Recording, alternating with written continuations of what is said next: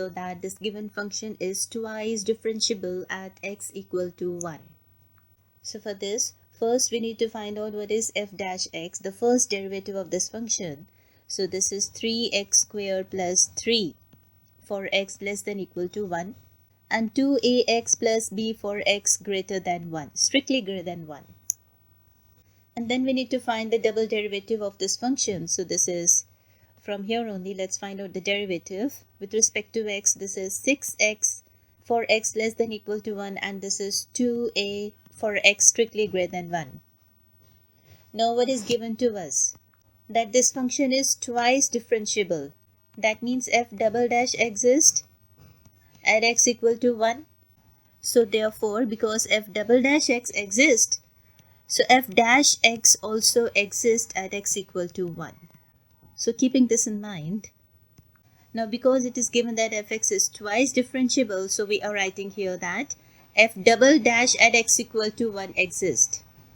And because this double derivative at x equal to 1 exists, therefore f dash 1 also exists. Now the case when x is strictly less than 1. We are taking the case when x is strictly less than 1, for which the function is x cubed plus 3x plus 5. For x less than equal to 1, we have to take this function. So we have taken this. Okay, what is f at x equal to 1? Just put x equal to 1 over here. We get f of 1 to be as 1 cubed plus 3 into 1 plus 5.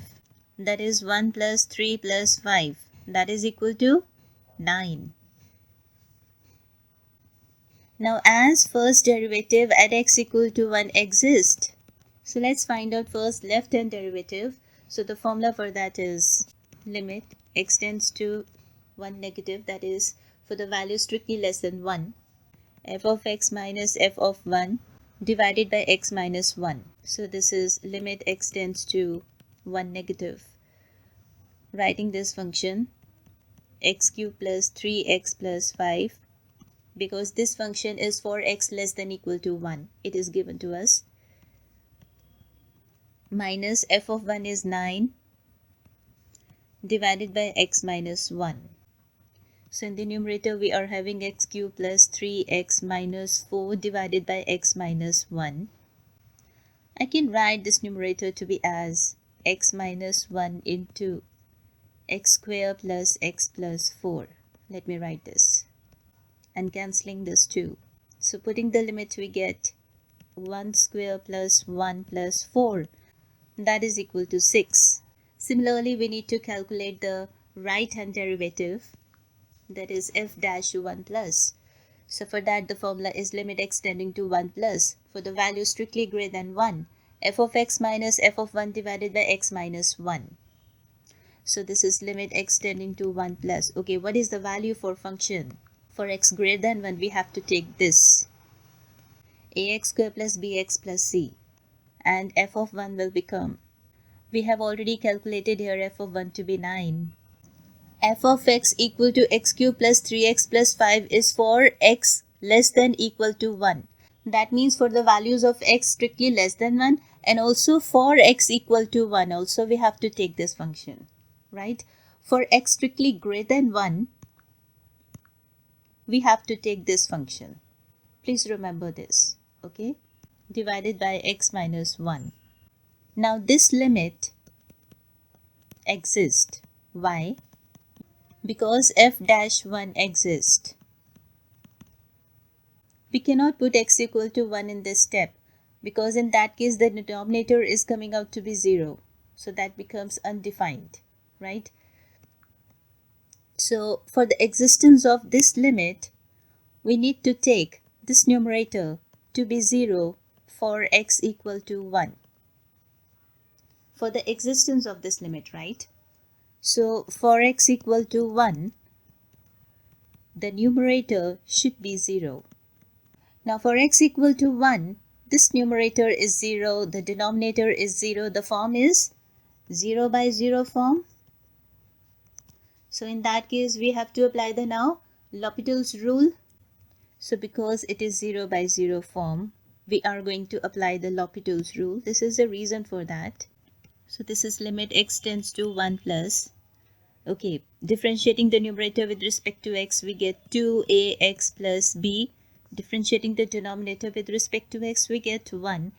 And now when we put the limit x equal to 1, we get 2a plus b. Now since f dash 1 exists,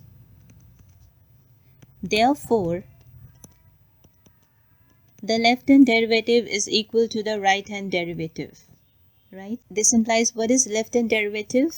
It is 6, and right hand derivative is 2a plus b. So we are getting the relation as 2a plus b equal to 6. And another relation, from here we have just supposed that numerator should be 0. That means this numerator should be 0. That is ax square plus bx plus c minus 9 should be equal to 0, which means ax square plus bx plus c should be equal to 9. Let me mark this as 1 and this as 2. Now further, let's move on to the second derivative. That is existence of f double dash x at x equal to 1. For this we need to find the left hand second derivative and right hand second derivative and get some more relations, as this is also given to us. Okay, finding the left hand second derivative. So this is limit x tends to 1 minus, okay, f dash x is, so for x strictly less than 1, we take f dash x to be this function. So this is 3x square plus 3 minus f dash 1, because f dash x is 3x square plus 3 for x less than equal to 1. So f dash at x equal to 1, we get, just put x equal to 1 over here, we get 3 into 1 square plus 3. So that is equal to 3 plus 3 equal to 6. So writing here 6 divided by x minus 1. So the numerator becomes 3x square minus 3 divided by x minus 1. Making the factors, we get 3 into x minus 1 into x plus 1 divided by x minus 1. Cancelling these two and putting the value x equal to 1 over here, we get 3 into 1 plus 1. That is equal to 3 into 2, that is 6. So now finding the right hand second derivative at x equal to 1. So what is f dash x for x strictly greater than 1? So for x strictly greater than 1, we have to take 2ax plus b, f dash x, right? So this is 2ax plus b minus f dash 1. Now f dash x is equal to 3x square plus 3 for x less than equal to 1, right? So for x equal to 1, we need to consider this function only. So putting x equal to 1 over here, we get 3 into 1 square plus 3, that is equal to 3 plus 3 equal to 6. So writing here 6 divided by x minus 1. Please remember, for x less than equal to 1, we have to take f dash x to be 3x square plus 3. For x greater than 1, strictly greater than 1, we have to take 2ax plus b for f dash x. Please note this very carefully. Okay. Now because f double dash x at x equal to 1 exists. Now if you put directly x equal to 1 over here, the denominator becomes 0. Right? So the limit becomes undefined, right? So for the existence of this limit, I need to take the numerator to be equal to 0 for x equal to 1. That is, what is the numerator? 2ax plus b minus 6. This should be equal to 0 for x equal to 1. That is, 2a plus b minus 6 is equal to 0, which further implies 2a plus b is equal to 6. So I'm getting this relation and I'm marking this to be as 3. Now for the existence of this limit, this is 0 by 0 form. So now we have to apply the L'Hopital's rule over here. So this is limit x tends to 1 plus. Okay, differentiating numerator with respect to x, we get 2a. Differentiating the denominator with respect to x, we get 1. By L'Hopital's rule, so this is equal to 2a. Now as f double dash x exists, at x equal to 1. So left hand double derivative is equal to the right hand double derivative at x equal to 1. So now these two are equal. Okay, what is f double dash at x tricky less than 1? 6. And what is f double dash at x greater than 1? 2a. So from here we get a is equal to 3. So we have found one value, that is a equal to 3. Remaining to find b and c. I'm having from 3 that 2a plus b is equal to 6.